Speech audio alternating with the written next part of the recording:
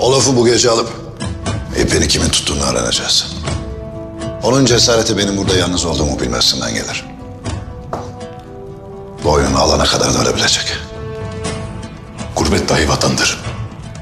Gökber hiçbir zaman yalnız değildir.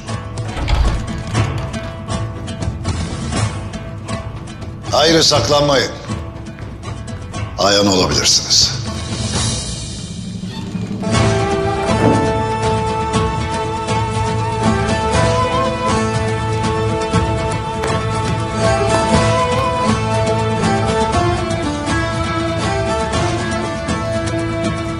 Tüccar Vasilis.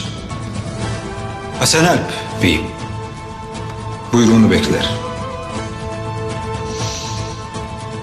Hizmetçi Hera.